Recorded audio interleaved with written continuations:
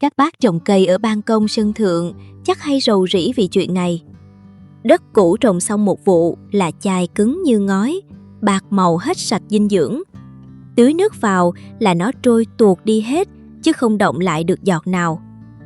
Thậm chí trong đất còn rình rập đầy mầm bệnh, tuyến trùng và trứng sâu. Bỏ đi thì mỏi lưng xách từng bao vứt xuống nhà, dọn dẹp bở hơi tai. Mà hở tí lại đi mua đất mới thì vừa vất vả vừa đau ví quá, đúng không các bác? Đừng vội vứt đất cũ đi nhé. Hôm nay cô Ba Garden sẽ mách các bác một tuyệt chiêu hồ biến đống đất vứt đi đó thành đất mùn hữu cơ, tơi xốp, đen nhánh, cực kỳ giàu dinh dưỡng. Đặc biệt là chi phí siêu thấp, gần như là không tốn đồng nào, vì chúng ta sẽ tận dụng chính rác thải nhà bếp hàng ngày. Không dài dòng nữa, các bác xem cách tôi làm nhé. Chuyện làm mấy hôm nay dọn dẹp lại khu vườn. Nhìn mấy chậu đất tôi thấy xót ruột quá. Cứ mỗi lần hết vụ rau cải, rau muống, mấy chậu đất cũ lại dở trứng chài cứng ngắc.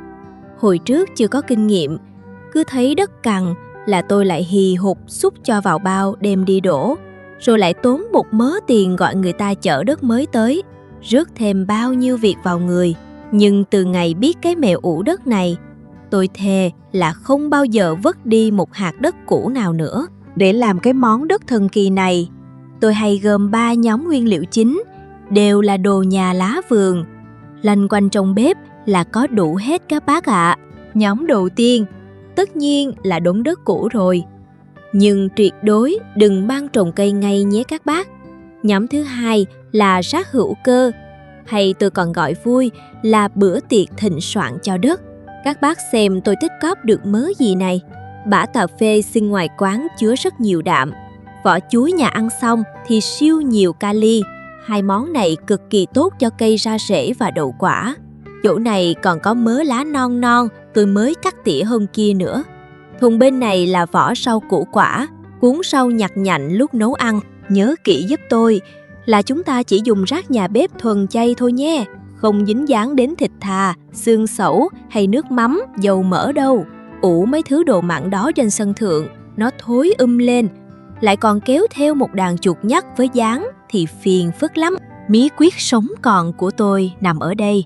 Một bao vỏ trấu hung, một bao mụn dừa khô, với mấy cái vỉ trứng bằng giấy cắt tông không dùng đến.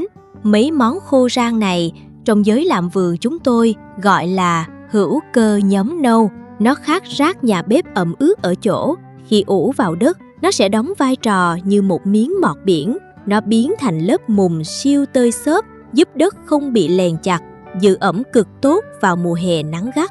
Hơn nữa, đây là món khoái khẩu để nuôi mấy con vi sinh vật có lợi, giúp chúng sinh sôi nảy nở để cải tạo đất màu mỡ hơn.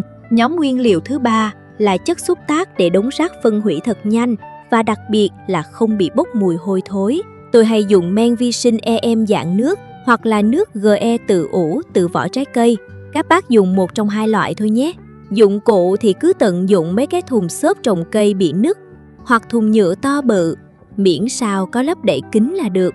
Bác nào nhà chật không có thùng thì kiếm cái bao ni lông đen đựng rác lại dày dặn một chút, lúc ủ nhét đầy vào rồi túm chặt miệng lại là xong. Giờ thì bắt tay vào làm thôi. Tôi trút hết mấy chậu đất cũ vào thùng, lấy cái xẻng gõ mạnh cho mấy tảng đất cứng nát vụn tơi ra hết. Đất lúc này khô và bụi bay mù mịt lắm. Các bác nhớ đeo khẩu trang vào, kẻo hắt xì hơi liên tục đấy. Đừng vội xịt nước làm ẩm nhé, vì lát nữa rác nhà bếp ướt trượt và men vi sinh đổ vào là sẽ tự tiết ra đủ độ ẩm. Xịt nước vội bây giờ là cái thùng nó thành một đống mùn lầy nhão nhét luôn đấy. Lượng đất cũ đổ vào tôi căn chừng lót đáy, chiếm cỡ 1/3 thùng là vừa đẹp. Xong xuôi, tôi bắt đầu trút cái thùng rác ướt vào trước để nó át bớt bụi đất bay lơ lửng. Mấy cái lá non với vỏ chuối thì tôi lấy kéo nhấp nhỏ ra một chút cho nó nhanh mục nát. Mấy túi lọc trà với bã cà phê thì các bác cứ vô tư quăng thẳng cả cái gói giấy lọc vào, giấy nó sẽ tự tiêu hết. Để lát nữa trộn cả thùng cho nhàn, không bị nặng tay, thì lúc quăng rác vào, thỉnh thoảng các bác cứ lấy cái xẻng xới đảo đều lên vài nhát cho nó xen kẽ rác với đất nhé. Tiếp theo là công đoạn cực kỳ quan trọng, quyết định mẻ ủ có thành công hay không. Đó là cho nhóm hữu cơ nâu vào. Nhóm vỏ trấu, mụn dừa hay giấy bìa này cực kỳ giàu carbon. Nó sẽ hút bớt nước thừa và trung hòa với cái đống rác ướt dầm dề dầu đạm kia, tạo ra một tỷ lệ ủ hoàn hảo, giúp đống rác không bị thối rữa hay chảy nước đen. Thường thì mắt tôi nhắm chừng, lượng rác ướt cho vào bao nhiêu, tôi sẽ vốc lượng trấu và xơ dừa rắc vào tương đương bấy nhiêu. Cứ tỷ lệ 1:1 là chuẩn bài nhất. Giờ thì pha men vi sinh tưới lên thôi. Thùng to bự chảng thế này, tự tưới cỡ 1/3 chai là đủ quân số vi sinh vật hoạt động rồi. Bác nào không có sẵn thì chạy ra tiệm vật tư nông nghiệp hoặc lên mạng đặt mua rẻ rè người ta giao tận nhà luôn. Sau đó các bác dùng xẻng đảo hất thật đều từ dưới lên trên, đậy nắp thật kín lại để giữ nhiệt và phòng ngừa chuột bọ bới móc. Các bác kéo lê cái thùng ra góc ban công hoặc sân thượng chỗ nào râm mát một chút. Nhưng tốt nhất, mỗi ngày phải hứng được vài 3 tiếng nắng nhẹ. Ánh nắng chiếu vào sẽ làm tăng nhiệt độ bên trong thùng ủ, giúp rác phân hủy thần tốc. Và đặc biệt là luộc chín luôn đám mầm bệnh, nấm hại hay trứng sâu bọ lẫn khuất trong đất cũ. Trong một tuần đầu tiên, ngày nào nấu ăn dư, rác bếp, các bác cứ mở nắp châm thêm vào vô tư. Nhưng lố qua tuần là phải đóng chốt dừng hẳn nhé. Thêm vào nữa là nó lại bắt đầu ủ lại từ đầu đấy. Sau đó thì cứ mặc kệ nó. Ở xứ mình thời tiết nắng ấm, tầm 1,5 tháng đến 2 tháng là rác phân hủy sạch sẽ. Các bác xem này, chớp mắt đã gần 2 tháng trôi qua.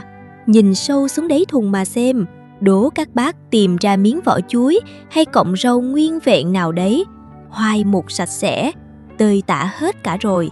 Lúc này, sờ tay vào thùng thấy nguội ngắt. Thực ra bác nào đang vội gieo hạt thì bốc ngay lớp đất này rải lên mặt chậu, vun gốc cho dưa leo, cà chua là ngon lành cành đào rồi. Nhưng tính tôi kỹ, chả vội gì nên tôi hì hục xới tung cả thùng lên để nạp thêm oxy cho vi sinh vật, châm thêm một tí men vi sinh nữa, đậy nắp, vứt vào góc, đợi thêm 1 tháng nữa cho nó ngấu hẳn, chất lượng nó mới gọi là đỉnh cao. Khoảng 1 tháng gần đây, chỗ tôi thời tiết dở chứng, cứ âm u mây mù, ít nắng hơn hẳn, nên tôi phải rinh cái thùng ra vị trí ngoài mép lan can để đón ánh sáng tốt hơn một chút. Cái nhiệt độ nó quyết định thời gian ủ khá nhiều đấy các bác ạ. Rồi, nay lại qua thêm 1 tháng. Hồi hộp mở nắp ra xem thành quả nào. Tuyệt vời chưa các bác ơi? Đất chuyển màu đen xì, tơi xốp, nắm vào tay, mở ra nó bở tơi rụng lả tả. Đưa lên mũi ngửi, chỉ thấy mùi thơm nhai ngái của đất sau cơn mưa, không hề có một tí mùi hôi thối nào. Đất này bốc thẳng vào chậu để trồng mấy loại khó tính như rau thơm, xà lách, cải ngọt, hay rải lên mặt luống cải tạo đất vụ mới đều bá cháy bọ chết.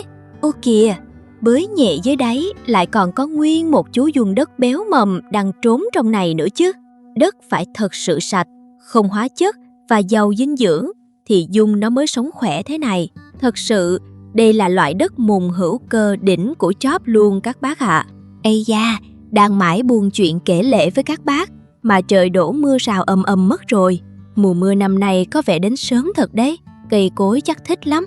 Thôi, tôi không rông dài nữa, kẻo ướt hết máy quay. Các bác ở nhà có mẹo ủ đất ban công nào hay ho tiết kiệm thì nhớ bình luận chia sẻ bên dưới để anh em cùng học hỏi nhé. Nếu thấy video hữu ích thì đừng quên giúp tôi ấn một nút like, ủng hộ tinh thần. Nhấn theo dõi kênh Cô Ba Garden để cập nhật đọc thêm nhiều mẹo trồng cây thú vị nha. Hôm nay tới đây thôi, tôi chạy đi cất đồ trú mưa đã. Cảm ơn các bác đã xem hết video.